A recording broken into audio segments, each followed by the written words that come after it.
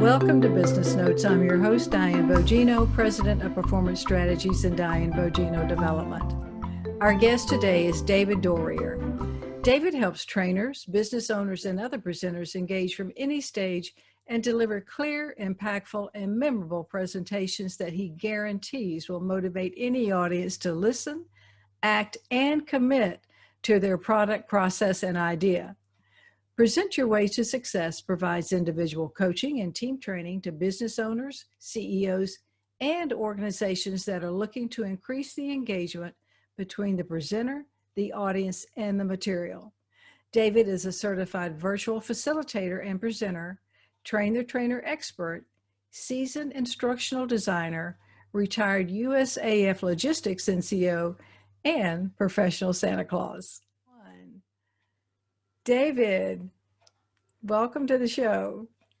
Thank you. This is I've been looking forward to this all week. As have I. And first of all, let me thank you for your service to our country in the Air Force. Thank you. So let's start with a question here. I'd like for you to define audience engagement. Oh, well, that's a great question right out of the box. So this is always my first question with my clients, is to first define, to make sure that their definition of audience engagement is the same as my definition of audience engagement. When I ask the question, 9.9 times out of 10, I get the same response. Audience engagement is question and answer period. The audience is participating in something. Now, let me also say that what we're going to be talking about as far as audience engagement, not only from the stage, a physical stage, but also the same type of engagement virtually as well. So the responses I get, question and answer periods, being involved in some sort of an activity, all of those are great examples of audience engagement. However, there's one additional piece that I teach, and that is where you can get into the audience's head, where you can make the material relevant enough that it has an emotional impact on the audience. So I also incorporate that into audience engagement. Ah, got it. So what is the difference or similarities, if you will, between a facilitator, a presenter, and a trainer? Again, another great question.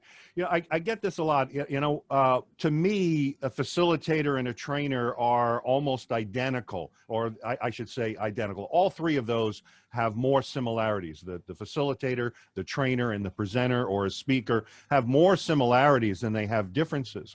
However, one of the things I've learned along the way when I ask people to define facilitator, or if I introduce myself as a facilitator, the first thing they think about is someone who facilitates a discussion, someone from outside an organization, for example, who is facilitating an organization through a process. That's definitely an example of a facilitator. However, what I've been able to do is to take the types of processes that a facilitator uses and incorporate those into my training and incorporate those into my speaking, because again, the objective of a facilitator is, number one, to listen to their audience and to take the audience or take that group of people through a process of some sort and to get them to an objective.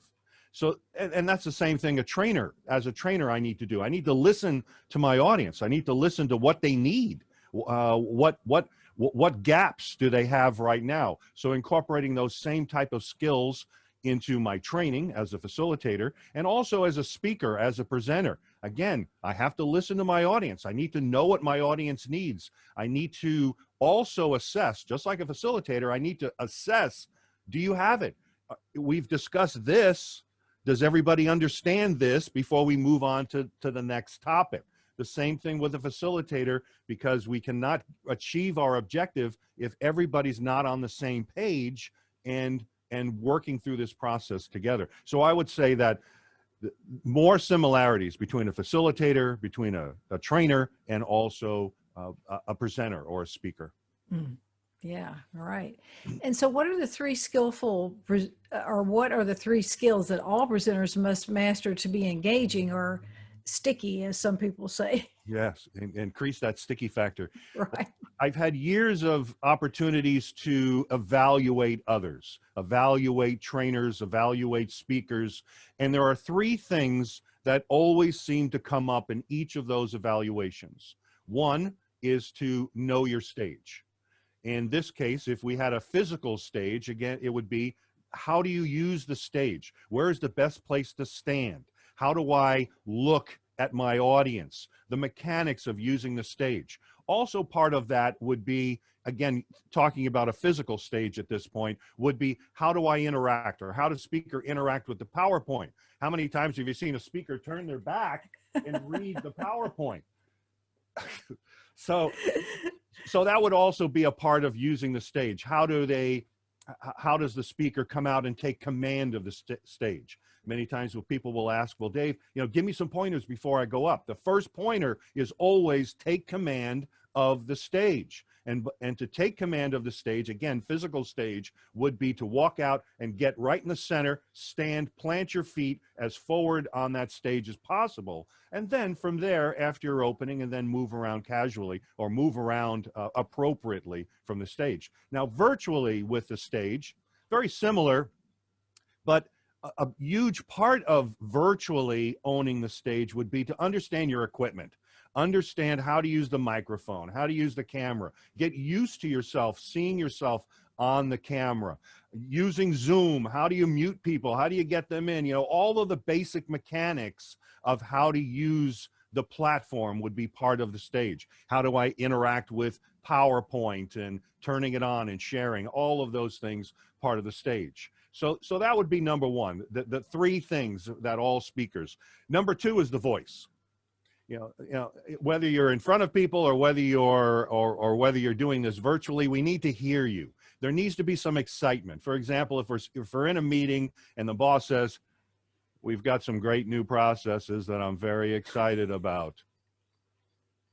Okay, we've got some new processes, and all of you contributed to all of these great processes, and I'm so excited to share that with you today. So, vocal variety, being able to hear you. Virtually, it's not so much having a good microphone. Having a good microphone is good, but I think what's most important is having great microphone placement. When I'm giving feedback to folks virtually, those are the types of things I think about. What's behind them? What kind of background do they have? I just hate, it's just a personal thing. I hate a very echoey room, and there's easy ways that you can take an echoey room and deaden it. So the two of them, the first is understand your stage, know your stage. The second is vocal variety, using the voice properly to engage your audience. If a speaker is using poor speaking skills, if they're not using the stage properly, however, the topic is relevant, the audience will listen to the speaker. However, after a period of time, because of using poor speaking skills and so on, they may lose their audience. However, the relevance of that topic is definitely going to engage them. I can't tell you how many times I went to networking groups, and still go to networking groups virtually, and you have your speaker, your keynote speaker, who is going to be speaking for 6 to 10 minutes. Most networking groups have something like this. And they, for example, I'll talk about a roofer that I saw. The roofer comes out to talk to an audience full of, and you can imagine what type of people you have in a networking group, everybody like you and I and 3 or 4 dozen others just like us, to talk about roof. And they come out and they talk about all this technical mumbo jumbo, the colors, what they're made out of, and this and that and everything. I saw an architect do the same thing. He came out as if he was speaking to a room full of his peers. It isn't relevant. How is that relevant to me as a homeowner, as a business owner? How can I use your services? So it needs to be relevant. So the advice that I gave the roofer is, come out with a question. How many people here have a roof? How many, and have a PowerPoint? How many people have seen a roof that looks like this? Does your roof look like this? Well, if it does, you need to call me because you may have some problems. Right there, that's relevant to your audience versus all that mumbo jumbo. So the 3 things is know your stage, understand the 3 things that can make or break a speaker, a presenter, a trainer. Know your stage, vocal variety, and also the relevance. So these would be foundational. There's many other pieces that you have to build on top of that, but this is at the core of it. Right, exactly. I think you nailed that for sure. You did mention vocal quality, and I do want to list a second about the fact that you do voiceovers. So explain to our audience what voiceovers are and how you use that talent that you have. Well, thank you. Yes, I've been very fortunate. Ever since I was a young child, people would comment about my voice, and I'm a little insecure kid, and I didn't see it. But however, I had a desire to pursue radio. I did go into the military after high school, but during my time in the military, I part-time started working for an AM radio station. Radio then became a part of my life for 12 years. That's why I transitioned from full-time Air Force after 10 years and went into the reserves and stayed there for 18. But I transitioned so I could work full-time radio. I did that years before I started in the training and development business, which I'm in today. So you asked the question of how do I use the voiceover? Well, when I got into training and development, one of the companies I was working for back in early 2000 or 1999, back in the infancy of e-learning, we were creating the online learnings, self-paced learning, and they needed a voice. They said, hey, we need a voice. We're bringing in a guy to do this as well. I did radio in the past, give me a shot. So because I was on staff, and I think I want to also say that I had a good voice, that I started doing all of the voiceover for all of the e-learning that we were creating. Now through the years in my corporate business or my corporate life, again, working in training and development, continuing to create e-learning, I continue to do all the voiceover. That transitioned into a side business of e-learning voiceover, and elearningvoiceover.com is my website. So 99% of my work is all e-learning. I think that I understand the business well. I understand how to connect to the audience. So one of the things, if I give someone advice about voiceover for e-learning, is very similar to radio. Radio is you're talking to one person. You're visualizing one person on the other end. I would never say in radio, good morning, you all. How are you all doing? I wouldn't say that. It was just good morning. How are you doing today? Thank you for joining me today. I'm so glad that you're making my show a part of your day. So again, and that's the same thing with e-learning. You've got an individual that might be sitting in front of a computer with a headset on maybe, and they're looking at the screen and listening to my voice, taking them through a process. So it's that same intimate thing. So I hope I answered your question about voiceover. I've been lucky that the radio broadcasting, I did that for 12 years. Then it was around 11 years in radio. I transitioned into training and development through the Air Force, and then eventually started doing the voiceover for the e-learning that we were creating. Yeah. Do you ever do any commercials? I've done a few commercial voiceovers. Are you in that world at all? I'm not. I did commercials certainly when I was in radio, those types of commercials. Now the voiceover work that I pursue now is all e-learning work. I look through some organizations that are involved in training and development. I've been lucky that I get work through LinkedIn. Somebody will stumble on me and they'll say, hey, we see you. I have a lot of clients in India. There's a lot of e-learning that's being developed in India. So commercials, no, but I'm open to it. Sure. I can sell anybody. Come on down, Crazy Eddies. I'll have my people call your people, right? Mm-hmm. Well, that displays a myth about you can't make money on LinkedIn. So good for you. Mm-hmm. So David, what is it that you love about coaching and training others? The thing that I saw right from the very beginning of training back in 1995, when I started training with the military, was the aha factor. Every time I ask a trainer to answer this same question, I get the same response, that aha factor, that I've been able to facilitate the group through the process in a way that they get it, they understand it. Now, as a trainer in corporate, it was important to not only get the point across or meet my objectives, but it was also important that these folks needed to take this information, immediately go back to their desk and apply it. So it was important for me not only to just verbally vomit information into the room, but it was important for me to deliver it in a way that they understood it, and that I also had checks and balances throughout the presentation to make sure that they got it, having transitions. And it was such a pleasure to see them get it, to challenge them, for the audience to problem solve it on their own, whether they problem solve it individually or they problem solve it in small groups. That's the way it's going to stick. It's not some guy blabbering in front of the room for 8 hours with fancy PowerPoints and fancy material.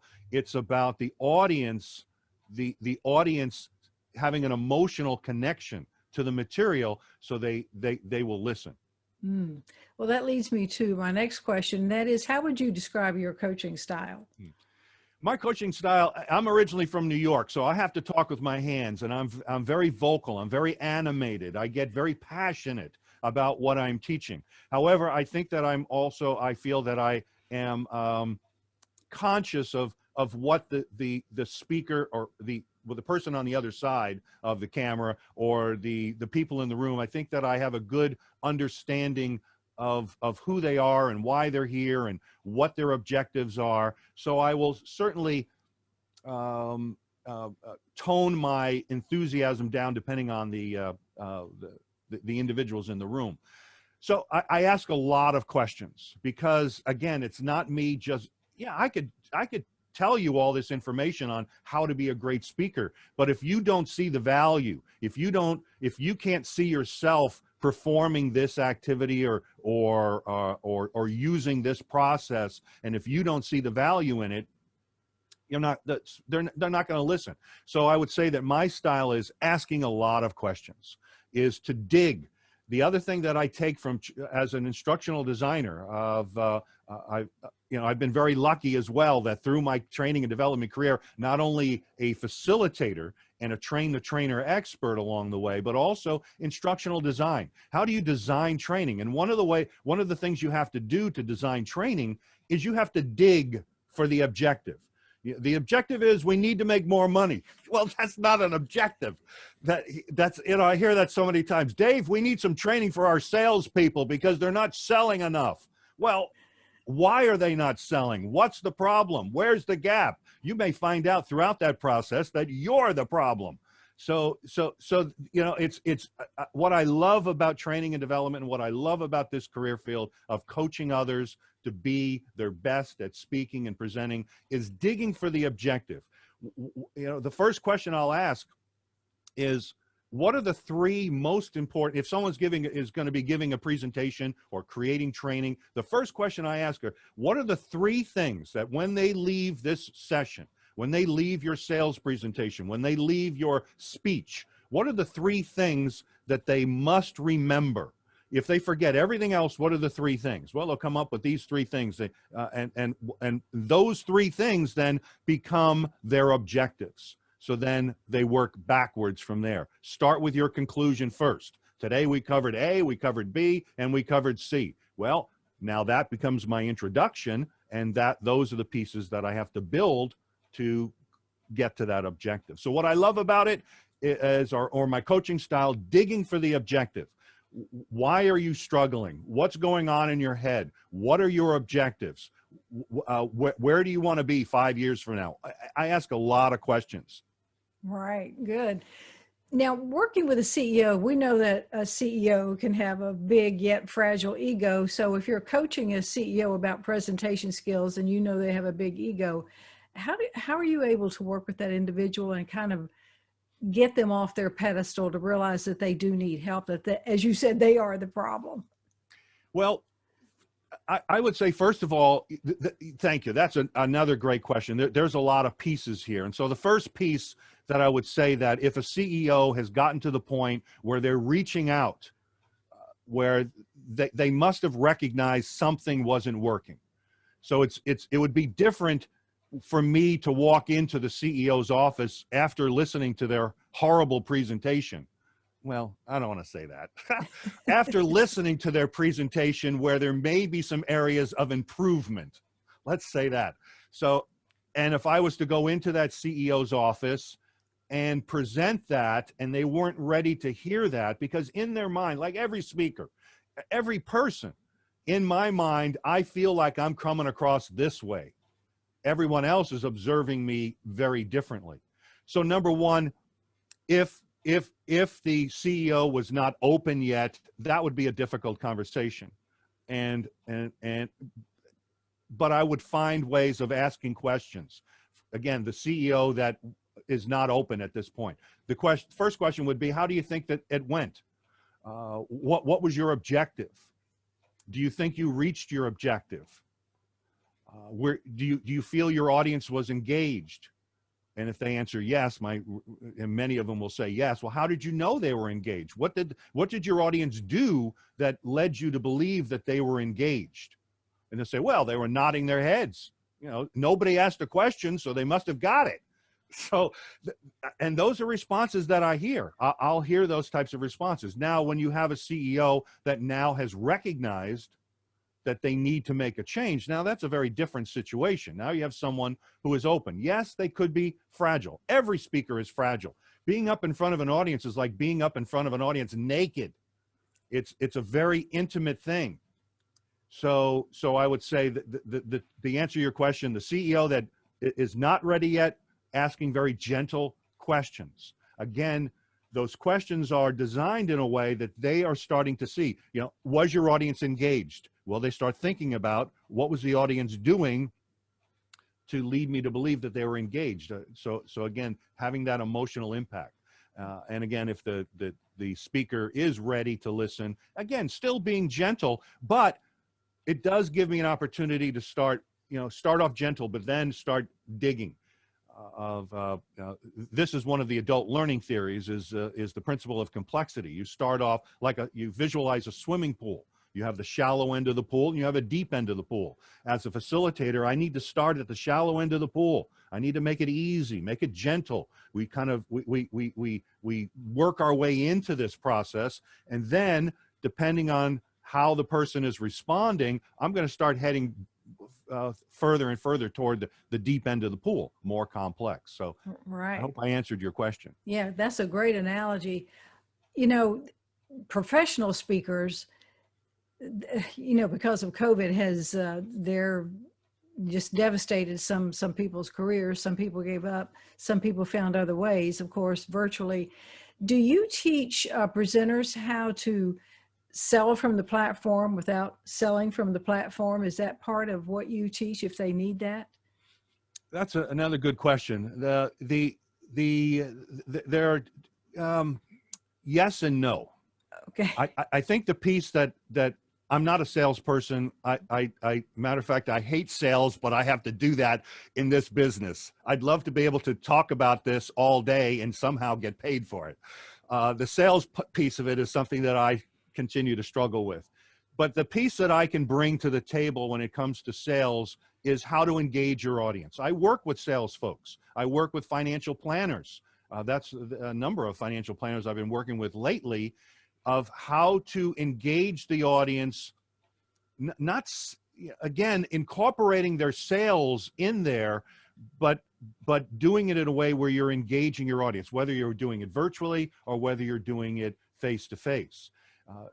So to give you an example of one of those techniques would be, there are 8 adult learning principles. One of them is the principle of complexity that we just spoke about. The other is the principle of firsts and lasts, primacy and recency, is creating that engaging opening, that impactful opening, that impactful closure. As humans, we remember our most impactful recent thing that happened, maybe the last great bottle of wine that you had, or the last great movie that you watched. And we remember very impactful firsts in our life.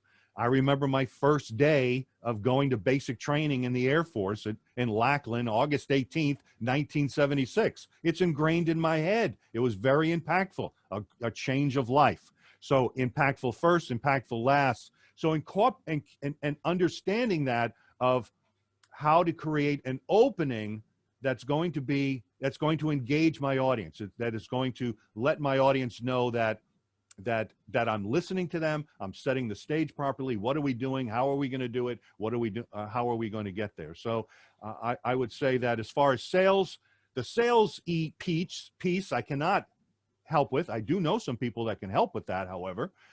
But what I can help with is how to engage the audience, how to keep them engaged. And I believe that the more engaged they're going to be throughout your presentation, throughout your sales presentation, the more apt they will be to take a next step once you get to the end.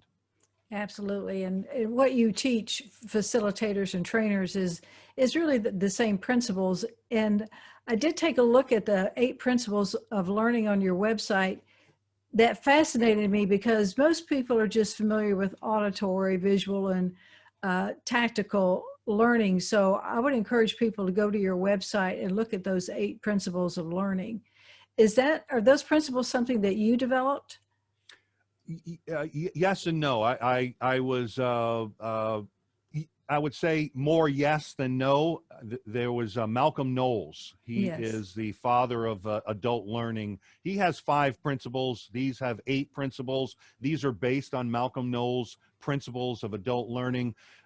His principles, exactly the same as the principles that I have, the 8 principles that I have, the same objective. The objective is to create engagement.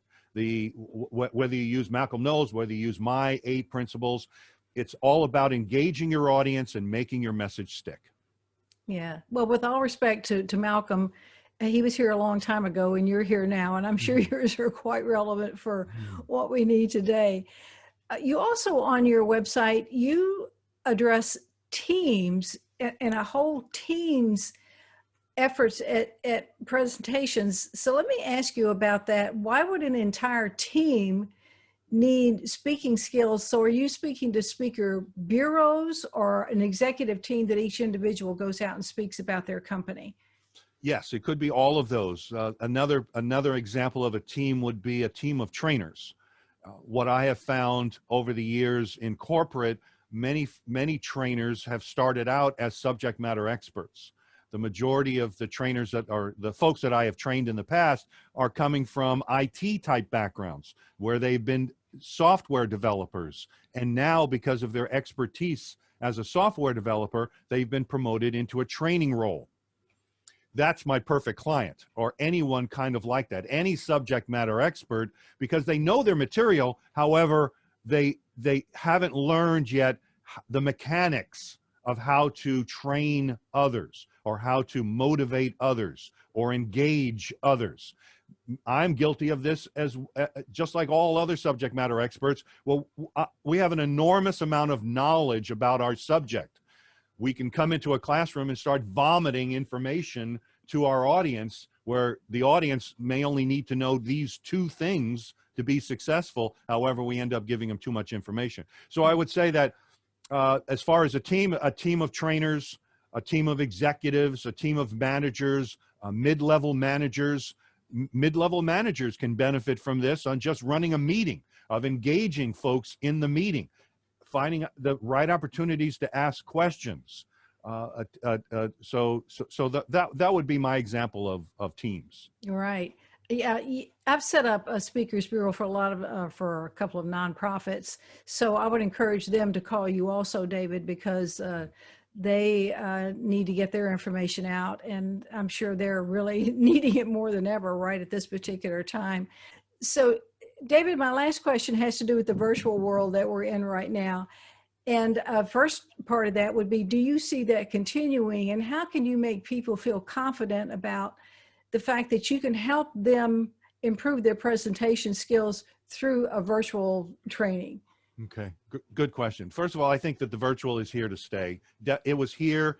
Luckily, we were transitioning into virtual prior to all of this. So yes, it is a surprise to many people. New. However, myself in training and development, we were using this medium for quite some time, and I think it's going to happen going forward. I was resistant to For example, Toastmasters. I've been a member of Toastmasters for years. One of the Toastmasters groups I was involved with about 2 years ago, we were starting to implement virtual so we could have people at different sites be a part of our group. And I felt, I don't want to get involved in this. It just doesn't seem personal. Now I'm joining Toastmasters groups all over the world. I love doing that, just popping in, getting involved. And I was India, parts of Europe, all over the United States. So I think virtual, to answer your question, long story short, yes, I think virtual is here to stay. I think even organizations that were resistant to it in the past, that said, oh no, everybody's got to come in 7 days, 5 days a week, and you got to stay here, that were forced to move everybody into virtual, are probably seeing benefits that they didn't even see in the past, and they will remain virtual or part virtual going forward. As far as how people can gauge their success, was that the second part about how to gauge their success? How can you make them feel confident that they can learn to present virtually from you as a trainer or a coach? Mm-hmm. Well, first thing I would want to do with the coaching client would understand is, going forward, will your speaking only be on a platform at some point going forward? Will you only be delivering virtually going forward, or will there be a combination of both of those? So that'll help me to understand how best to start the conversation. And now, let's say someone who wants to speak 100% from the platform, but now we only have the virtual, then I would find ways where we could focus on the virtual, visualize the virtual. That's a big part of my coaching, is to have them visualize themselves using this adult learning principle, visualize how to apply that. So I would say that what I'd be looking at more is designing how to apply those principles into the next time you speak. Yes, I do teach the foundational skills, the ABCs of speaking, how to work through nervousness. That's an important part of it. That's an important piece of speaking, is working through the nervousness. Let me give you a key thing on that. If you're not nervous, something's wrong with you. Everybody's nervous. I was nervous today getting started with this. I was a stage actor for years. I was nervous every single time I went out to get on stage. Tony Randall, the famous Broadway actor, says, he's the one who I'm quoting, if you're not nervous, something is wrong with you. But he said there were times before he went out on stage, he physically got sick. He threw up being that nervous. But it's how you work through that nervousness. So I teach that as well. So I would say that my focus more would be on how to apply the engagement principles, how to massage your speech, how to massage the training so we can have an impactful opening. We can put in transitions and things like that. So I hope I answered your question. Yeah, even if they are going to be working on a stage and you're doing it virtually, they could set up a camera so that you can see them and say, hey, you need to move more stage left, or go use the back of the stage, or whatever. So that can be done as well, and as much as we use technology today. So I think that's an excellent way to do things. David, you have been a wealth of information today. I really appreciate you being on the show. Thank you. Thank you for watching Business Notes. We've been speaking with David Doerrier, certified virtual facilitator, presenter, train the trainer expert, seasoned instructional designer, retired USAF Logistics NCO, and professional Santa Claus. I'm your host, Diane Bogino, bringing you business ideas you can bank on.